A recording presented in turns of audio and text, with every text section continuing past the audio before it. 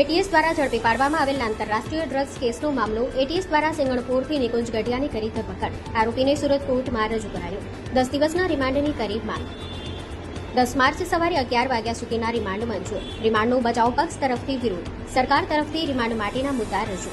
જેમાં નિકુંજ સહિત રુદ્ર એન્ટરપ્રાઇઝના માલિક ચેતન બાવળિયા, જાની ફાર્મના માલિક ભૌતિક દામજીભાઈ પદમણીના રિમાન્ડ માટેના અલગ અલગ ગ્રાઉન્ડ રજૂ કરાયા. આરોપીઓ સામે એટોમિડેટ એપીઆઈને એલોવેરા પાવડર ગિનોપોલ 24 કાર્બોમોરના સેમ્પલ તરીકે મિસલેબલિંગ કર્યાનો આરોપ. ખોટા ડોક્યુમેન્ટ બનાવી કસ્ટમમાં મિસડિક્લેરેશન કરાવવાનો પણ આરોપ.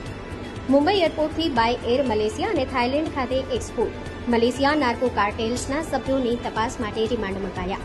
રિમાન્ડના મુખ્ય મુદ્દા 15 માર્ચથી DWN બાયોસાયન્સ કંપનીના નામે 50 કિલો એડોમિડેટ એપીઆઈને એલોવેરા પાવડર તરીકે મિક્સ લેબલિંગ કરાયું. ખોટા બિલો બનાવવામાં આવ્યા. મુંબઈ એરપોર્ટથી બાય એર મલેશિયા ખાતે માલ મોકલવામાં આવ્યો. આરોપીઓએ કેટલા એટોમિડેટ એપીઆઈનો જથ્થો મલેશિયા કોને મોકલ્યો તેની તપાસ કરાવી. ગુનામાં હજી કેટલા આરોપીઓ સામેલ તેની તપાસ કરવા, મિસડિક્લેરેશનના ડોક્યુમેન્ટ બનાવવા કોણે કેટલી મદદગારી કરી, કયા કુરિયરો મારફતે જથ્થો મલેશિયા મોકલાવ્યો, જે રૂપિયા બેંક એકાઉન્ટમાં જમા થયા તે દેશ વિરોધી અથવા આતંકવાદ જેવી પ્રવૃત્તિ માટે થયા છે કે કેમ તેની તપાસ કરવા, કઈ કંપનીઓમાંથી જથ્થાની ખરીદી કરી, માલનું પેમેન્ટ કયા માધ્યમથી કરવામાં આવ્યું, જથ્થાના વેચાણના રૂપિયા કયા માધ્યમથી તેની પાસે આવ્યા, જથ્થાના બિલો હાલ ક્યાં છે, આવા તમામ મુદ્દે તપાસ કરવાની બાકી હોય ગ્રાઉન્ડ રજૂ કરાયા હતા. બચાવ પક્ષની દલીલ, જે એટોમેટેડ પાવડર છે તે સરકાર દ્વારા પ્રતિબંધિત નથી. પોલીસ તપાસમાં અમે અમારા તરફથી જરૂરી પુરાવા રજૂ કરીશું. બેઝિકલી એટીએસ તરફથી તેવો ટેસ્ટ કરવામાં આવ્યો તે સુરતમાં સિંધુનપુર મુકામે ઓટોમિડેટ ઓપીઆઈ એ બેઝિકલી એક દવામાં વપરાતું રો મટીરિયલ છે. એનું સુરતથી મલેશિયા, થાઇલેન્ડ એક્સપોર્ટ થતું હતું અને જે બેઝિક મટીરિયલ હતું એનું નામ બદલીને મિસ લેબલિંગ કરીને એને એલોવેરા પાવડર તરીકે એક્સપોર્ટ થતું હતું. એવી રીતનો ગુનો એટીએસ તરફથી દાખલ કરવામાં આવેલો. એમાં આજે એટીએસ તરફથી નિકુંજ હરેશભાઈ ગઢિયાના આરોપીની અટક કરવામાં આવેલી અને નામદાર કોર્ટ રૂબરૂ રિમાન્ડ માટે રજૂ કરવામાં આવેલો. રિમાન્ડ માટેના મુખ્ય મુદ્દા હતા તે મલેશિયા અને થાઇલેન્ડમાં આ પાવડર મોકલી આપવામાં આવ્યો છે.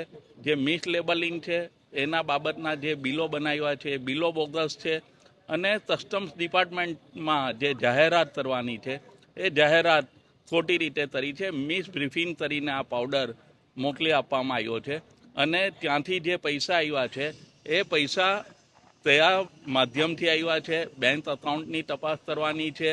આ ઉપરાંત અન્ય કેટલા આરોપીઓ આમાં સામેલ છે, આ પૈસા કોઈ ષડયંત્રના ભાગરૂપે આવ્યા છે અથવા તો કોઈ આતંકવાદી પ્રવૃત્તિમાં વપરાવાના છે, એવા જુદા જુદા મુદ્દાઓ સર. અને બેઝિકલી આ માલ બધો મલેશિયા છે તો મલેશિયાના કોણ આ બાબતના હેન્ડલ્સ છે એ બાબતની તપાસ કરવાની છે. એવી રીતની હકીકતોથી આરોપીના રિમાન્ડ માંગવામાં આવેલા.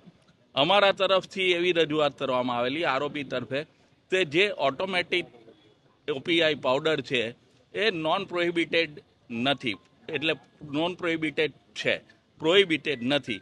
સરકાર દ્વારા આને કોઈ પ્રોહિબિટેડની વ્યાખ્યામાં મૂકવામાં આવ્યું નથી. એનું ઇમ્પોર્ટ અને એક્સપોર્ટ બેવ થઈ શકે છે. અમે જે રો મટીરિયલ પરચેસ કરેલું છે, રો મટીરિયલ અમે જીએસટી બિલથી પરચેસ કરેલું છે, એના પુરાવા એટીએસને આપ્યા છે. અને ભારત બહાર જ્યારે તપાસ કરવાની હોય તો આ કોર્ટને જ્યુરિસ્ડિક્શન મળતું નથી. એ અમારી તમામ રજૂઆતો ધ્યાને લઈને નામદાર કોર્ટ તરફથી સોમવારે 11 વાગ્યા સુધીના 9 તારીખ 11 વાગ્યા સુધીના રિમાન્ડ મંજૂર કરવામાં આવેલા છે.